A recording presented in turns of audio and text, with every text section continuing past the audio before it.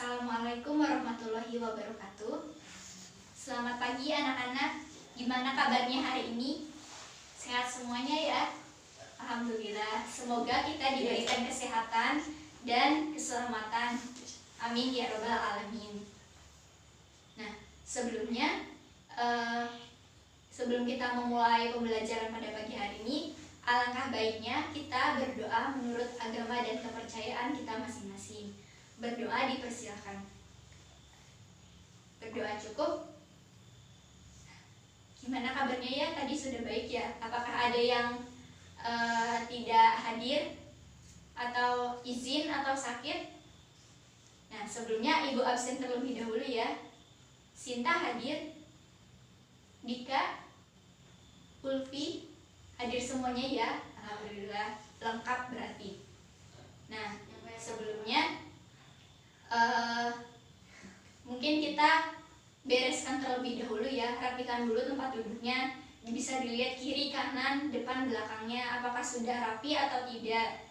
Nah, kalau sudah, mungkin lacinya bisa dicek apakah ada sampah di dalamnya atau tidak. Kalau ada, mungkin bisa ditaruh di tempat sampah terlebih dahulu ya, biar bersih dan kita melihatnya nyaman, rapi, dan enak untuk memulai pembelajaran seperti itu. Nah, sebelumnya ada yang sudah tahu kita akan membahas apa? Ya, betul sekali. Bisa dilihat ya, kita akan membahas mengenai rekonsiliasi bank. Nah, apa sih rekonsiliasi bank itu? Tentunya kita akan bahas nanti ya di slide selanjutnya. Nah, sebelum kita memulai pembelajaran, kita mungkin perlu mengetahui tujuan pembelajaran kita pada pagi hari ini tuh ngapain aja sih, apa yang perlu kita pelajari, apa yang perlu kita capai, itu apa saja. Yang pertama yaitu menganalisis pengertian akun-akun catatan perusahaan. Yang kedua yaitu menganalisis pengertian akun-akun catatan bank. Yang ketiga yaitu menganalisis pengertian laporan rekonsiliasi bank. Dan yang keempat yaitu menyusun laporan rekonsiliasi bank. Seperti itu ya. Langsung saja kita mulai pembelajaran pada pagi hari ini. Nah, apa sih rekonsiliasi bank itu? Tadi kan Ibu sudah berkali-kali menyebutkan mengenai rekonsiliasi bank ya. Nah, mungkin kalian bertanya-tanya nih, apa sih yang dimaksud rekonsiliasi bank itu? Nah, mungkin di sini ada yang tahu atau sudah membaca. Kemarin kan sudah dapat penugasan ya, mempelajari atau browsing mengenai rekonsiliasi bank itu seperti apa. Ada yang ingin menyampaikan apa yang sudah dipelajari? Kalau tidak, mungkin kita langsung saja ya ke pembahasannya. Rekonsiliasi bank. Nah, rekonsiliasi bank adalah suatu schedule informasi yang menjelaskan setiap perbedaan antara catatan yang ada di bank dengan catatan yang ada di nasabah atau perusahaan. Nah, jadi dalam hal ini perusahaan itu sebagai nasabah dalam suatu bank tersebut. Nah, itu kenapa harus dilakukan rekonsiliasi bank itu, agar perbedaan-perbedaan pencatatan yang ada di bank dan yang ada di perusahaan itu dapat terkontrol dan terkendali. Mana saja yang beda, berapa saja jumlahnya, dan kenapa bisa terjadi seperti itu. Langsung saja ya. Tujuan rekonsiliasi bank itu sendiri apa sih? Ada 6 tujuan. Yang pertama, tujuan ini tuh lebih dikhususkan kepada tujuan bagi perusahaan yang membutuhkan rekonsiliasi bank ini sendiri. Seperti itu. Nah, yang pertama yaitu untuk mengecek ketelitian pencatatan dalam rekening kas dan bank yang belum tercatat oleh perusahaan. Nah, dalam perusahaan itu mungkin karyawan yang melakukan pencatatan itu bisa saja terjadi human error seperti itu. Bisa saja pencatatannya itu ada yang belum dicatat atau jumlahnya itu tidak sesuai atau berbeda dengan yang diterima aslinya seperti itu. Yang kedua yaitu ada tujuannya untuk memeriksa apakah penggunaan dana sudah melewati batas yang ditentukan atau tidak. Nah, jadi kan kita sebagai perusahaan itu kan perlu mengontrol berapa berapa saja sih yang kita keluarkan untuk transaksi-transaksi. Itu kan pasti tentunya ada targetnya. Misal dalam sehari itu targetnya maksimal mengeluarkan uang berapa juta seperti itu. Nah, itu bisa dilihat dari rekonsiliasi bank itu sendiri. Nah, yang ketiga, tujuan yang ketiga yaitu sebagai internal kontrol atas pengelolaan dana kas apakah sudah optimal atau belum. Nah, ini dapat dilakukan kontrol baik secara internal, baik dilakukan oleh perusahaan maupun dilakukan oleh bank. Tapi kan di sini kita difokuskannya untuk untuk perusahaan itu sendiri, seperti itu. Nah, yang keempat yaitu sebagai pendeteksi kecurangan akuntansi sejak dini. Nah, ini tuh rekonsiliasi ini tuh sangat penting dilakukan bagi perusahaan. Terutama memang ini perlu digarisbawahi untuk pendeteksi kecurangan akuntansi sejak dini. Nah, jadi kan perusahaan itu pegawainya atau karyawannya itu bisa saja melakukan kecurangan pencatatan dalam hal pencatatan. Misal nih dalam perusahaan X itu menerima piutang sebesar 8 juta. Menerima piutang sebesar 8 juta. Nah, tapi tuh dicatatnya itu sama karyawan yang melakukan pencatatan itu dilakukannya malah sebesar 7 juta. Nah, itu kan terdapat kecurangan dalam pencatatan akuntansinya. Nah, kalau ada rekonsiliasi bank itu dapat dicek apakah sudah sesuai atau tidak dengan yang seharusnya, seperti itu. Yang selanjutnya yaitu untuk memvalidasi informasi klien atas pembayaran produk yang dipesan maupun piutang usaha. Nah, seperti yang tadi ya, bisa melanjutkan yang tadi. Jadi kan informasi yang ada di perusahaan itu transaksinya perlu ada kevalidan data.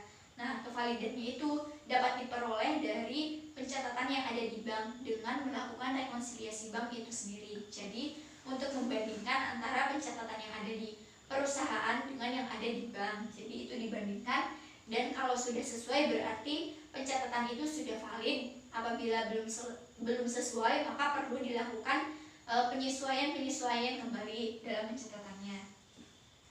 Nah, untuk tujuan rekonsiliasi bank yang terakhir bagi perusahaan yaitu untuk memeriksa kesalahan pencatatan yang dilakukan oleh pegawai perusahaan. Nah, ini melanjutkan seperti yang tadi, kecurangan akuntansi sejak dini. Jadi kan kalau tadi kan kecurangannya, kalau ini bisa saja terjadi human error dalam melakukan pencatatan. Seperti yang tadi, misal menerima piutang, karyawan yang melakukan pencatatan itu menerima piutang sebesar 8 juta. Tetapi dalam nota transaksinya itu, dalam PKM-nya 8 juta itu tertulisnya seperti mirip 3 juta misalnya. Nah, itu kan kesalahan pencatatan nih. Harusnya 8 juta tapi ditulisnya 3 juta itu. Karena tulisannya yang mirip seperti itu. Nah, itu dapat dilakukan perbandingan antara pencatatan yang ada di perusahaan dengan yang ada di bank agar mendapatkan kevalidan informasi seperti yang tadi disebutkan yang sebelumnya, untuk memvalidasi informasi atas transaksi yang terjadi seperti itu. Nah, selanjutnya yaitu analisis perlunya rekonsiliasi bank bagi laporan keuangan perusahaan. Kenapa sih rekonsiliasi bank itu sangat diperlukan oleh perusahaan untuk membuat laporan keuangan? Ada yang ingin mencoba menjawab? Mungkin Dita ingin menjawab? Silakan. Ya, tepat sekali yang sudah dijelaskan oleh Dita. Jadi benar ya, salah satunya seperti itu. Nah, baik, kita akan membahasnya lebih lengkap lagi. Kenapa rekonsiliasi bank itu perlu dilakukan oleh suatu perusahaan, terutama dalam membuat laporan keuangan? Yang pertama yaitu untuk mengetahui jumlah selisih dari saldo kas pada laporan bank yang berbeda dengan pembukuan perusahaan bisa diketahui. Nah, jadi kalau adanya perbedaan pencatatan antara kas yang ada di perusahaan dengan kas yang di bank, itu dapat diketahui berapa jumlahnya, seperti itu. Dan yang selanjutnya itu untuk mengetahui penyebab-penyebab selisih saldo kas pada pencatatan yang ada di bank dan perusahaan yang dapat diketahui. Nah, kalau tadi kan jumlahnya berapa, itu jelas ya, misalnya bedanya itu 3 juta dengan 2 juta seperti itu. Nah, kalau ini tuh untuk mengetahui penyebab-penyebabnya, kenapa itu bisa terjadi perbedaan. Nah, apa saja yang menyebabkan itu terjadi perbedaan itu kenapa. Nah, selanjutnya yaitu hal-hal yang menyebabkan perbedaan saldo perusahaan dengan bank. Yang pertama, yaitu transaksi yang sudah dicatat dalam laporan keuangan perusahaan sebagai penerimaan uang, tetapi transaksi tersebut itu belum dicatat oleh bank. Nah, dalam hal ini tuh bisa saja penerimaan uang yang bisa saja terjadi perbedaan pencatatan antara kas yang ada di bank maupun yang ada di perusahaan.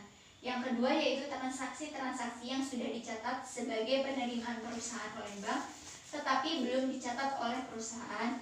Yang ketiga yaitu transaksi-transaksi yang telah dicatat dalam laporan keuangan perusahaan sebagai pengeluaran tetapi bank belum mencatatnya sebagai pengeluaran. Misalnya saja terdapat transaksi pembayaran utang kepada supplier misalnya dari perusahaan A ke perusahaan B. Nah, perusahaan A dalam laporan keuangannya itu sudah melakukan pengeluaran kas misalnya menggunakan cek. Nah, tapi itu ceknya oleh si penerima cek dari perusahaan B itu belum ditukarkan kepada pihak bank. Jadi kan bank itu belum mencatat pengeluarannya berapa, tapi itu di perusahaan A itu sudah mencatat sebagai sebagai pengeluaran karena kan sudah mengeluarkan cek tersebut. Nah, yang keempat yaitu transaksi-transaksi yang sudah dicatat oleh bank sebagai pengeluaran tetapi belum dicatat dalam laporan keuangan perusahaan seperti itu. Nah, selanjutnya yaitu laporan rekonsiliasi bank. Sebelum masuk ke contoh laporan rekonsiliasi bank, apakah ada yang ingin dipertanyakan dari yang sebelumnya? Ya, kalau tidak ada kita lanjut saja. Ini ada contoh laporan rekonsiliasi bank PT Agung Tirta per 31 Desember 2018. Nah, yang sebelah kanan, yang sebelah kiri itu ada pencatatan pada perusahaan, yang kanan itu pencatatan pada bank per 31 Desember 2018. Nah, saldonya itu yang perusahaan sebesar 19.483.250, sedangkan pada bank itu sebesar 18.642.280. Nah, kenapa sih terdapat perbedaan ini 19 juta dengan 18 juta? Jadi kan ada perbedaan selisihnya itu sebesar 1 juta ya, bisa dilihat. Nah, ini ada rincian-rinciannya kenapa itu bisa beda dan apa sih yang perlu disesuaikan dalam laporan itu sendiri. Nah, makanya laporan rekonsiliasi bank ini tuh sangat perlu dilakukan baik oleh perusahaan ataupun baik bank seperti itu. Nah, rinciannya untuk yang perusahaan, kenapa saldonya sebesar 19 juta? Karena terdapat penerimaan wesel sebesar 10 juta rupiah dan penerimaan bunga sebesar 1.100.000 rupiah. Itu untuk penambahannya, sehingga saldonya sebesar 30.583.250 rupiah. Nah, ini tuh dikurangi lagi dengan beban administrasi bank sebesar 114.000 rupiah dan cek kosong sebesar 8.375.000 rupiah. Nah, untuk yang saldo bank itu ditambahnya untuk setoran dalam proses sebesar 4.294.390 rupiah dan terdapat kesalahan pembukuan dalam cek. Nah, jadi terdapat penyesuaian di sini. Kesalahan pembukuan dalam cek itu disesuaikan sebesar 550.000 rupiah. Jadi saldo totalnya itu sebesar Rp23.486.670. Nah, dikurangi dengan cek dalam perjalanan yang belum ditukarkan kepada bank. Misalnya kayak tadi kan, perusahaan sudah mengeluarkan cek, tapi tuh yang menerima belum melaporkannya atau belum mengeluarkannya ke bank, gitu, belum mencairkannya ke bank. Jadi terdapat cek dalam perjalanan sebesar Rp502.220, dan untuk yang kedua yaitu Rp890.200.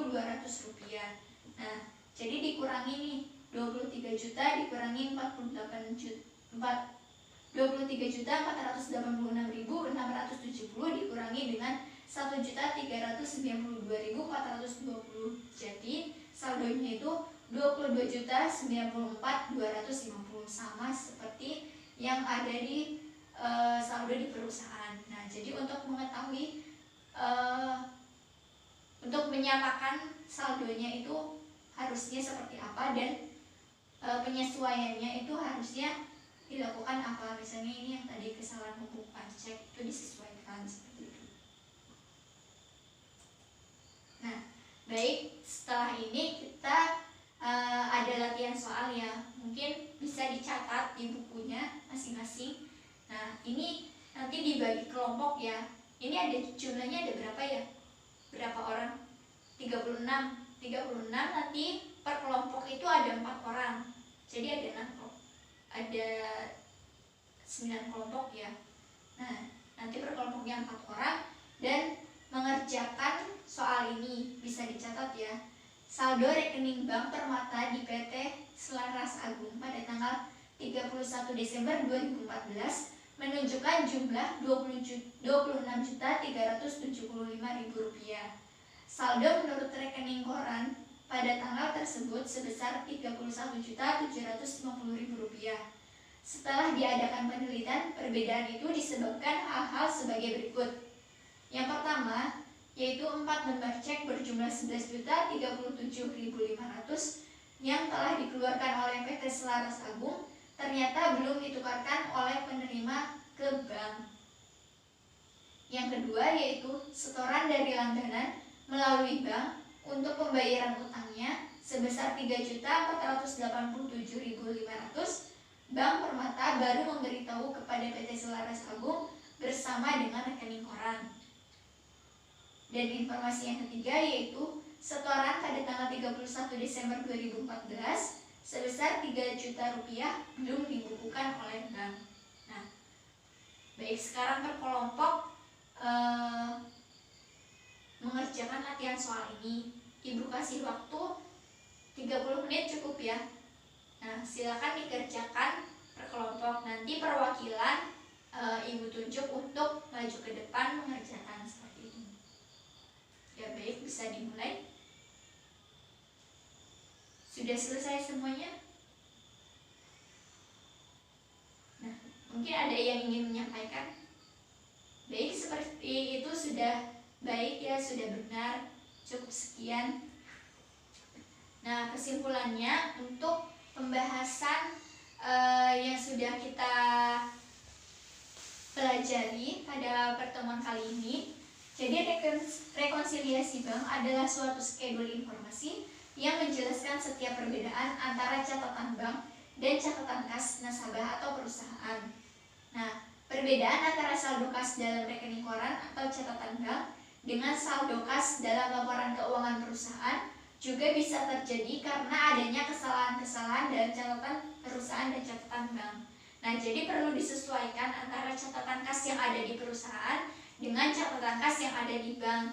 Nah, kalau terdapat selisih atau perbedaan, itu perlu diketahui apa saja penyebabnya, mengapa bisa terjadi perbedaan tersebut, dan berapa saja selisih atau jumlah yang berbeda itu berapa, seperti itu.